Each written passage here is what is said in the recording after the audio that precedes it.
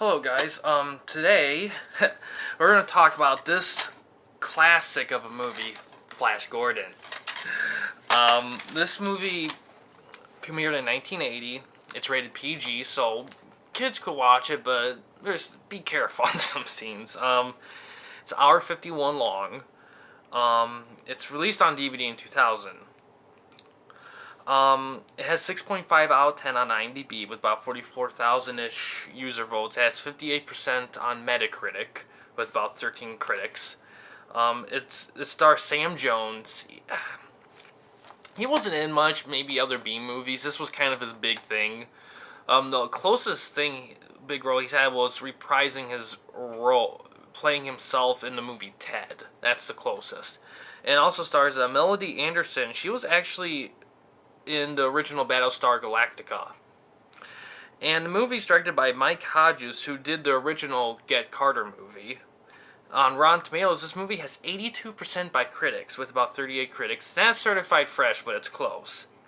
And it has 69% by audience, it's about 2,400-ish audience people.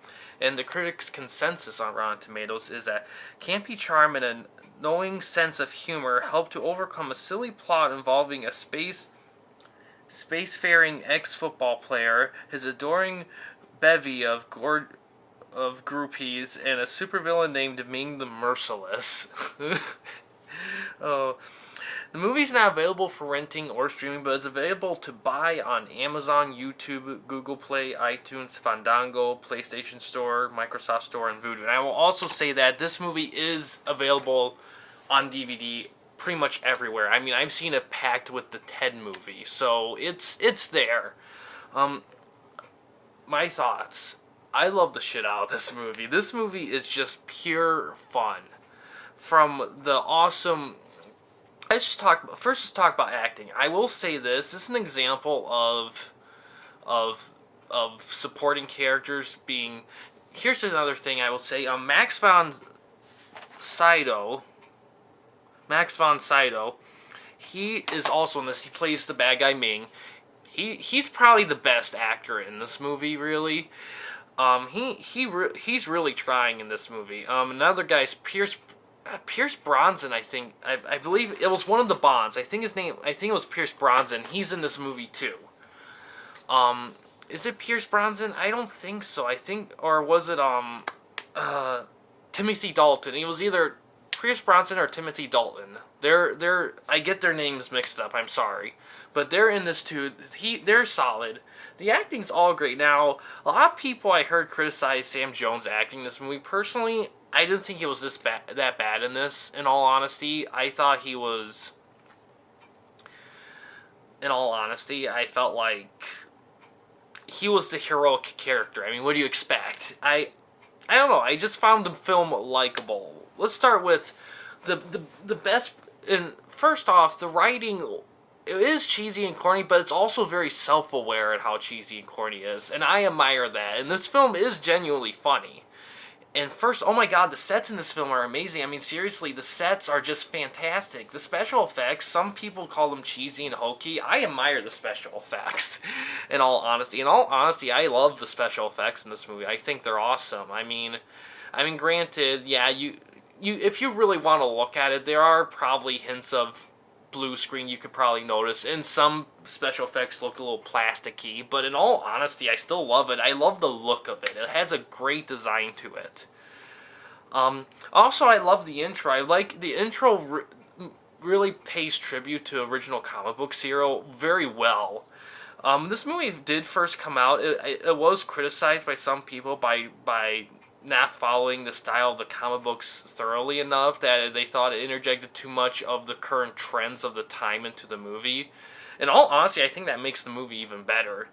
A lot, and the movie even makes it even more bad. I remember reading a review, someone's review on this movie, and they said that an original serial, because it was released during World War II, that it often represented like Americans' fear of Asian cultures, and that's kind of why in the movie the bad guys look Asian-esque.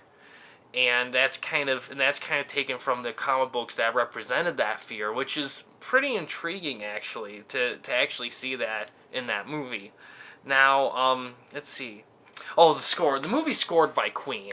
I mean, fucking Queen. I mean, the movie's score is just phenomenal. I mean, it's catchy as fuck. It's rock. It's catchy, like it's catchy as hell, and it's just every time you hear that theme, that do do do do do do do, you're just like, you just lose your shit. It's funny because it's just perfect. It's a perfect score for this movie. But yeah, it's a great movie. I wish there was more of them. They did plan on making more of them, but they couldn't do it. They didn't get the backing they needed for it. Of course, because this movie did have some pre-production drama. It did run behind schedule a bit. Not everyone got along with everyone, but man, it's such a great movie. It looks awesome. It sounds awesome. And it feels awesome. That's kind of the thing. Now, in terms of, like, technicalness, technically, on a technical scale, what the movie achieves really is the score, the sets, and I will say special effects. Some people may disagree with me. Some people may say special effects are hokey and not believable. Personally, I found the special effects genuine, artistically stylish, and well done, in my opinion. And yeah, I will say this, there's not really a lot I would say. I think the only issue I have with it is really, I felt like maybe there could have been a bit more one-on-one time with Flash and Ming. And there's a lot of that actually too. I mean, it's not like they never interact. They do. It's just I wish there was a bit more of it. But that's a real nitpick because they do interact a lot in this movie.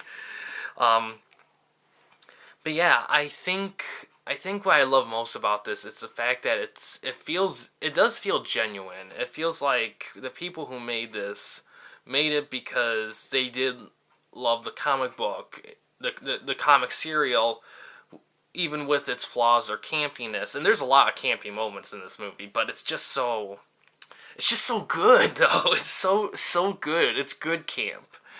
And yeah, I just love this movie. I really do. On regular DVD it looks great.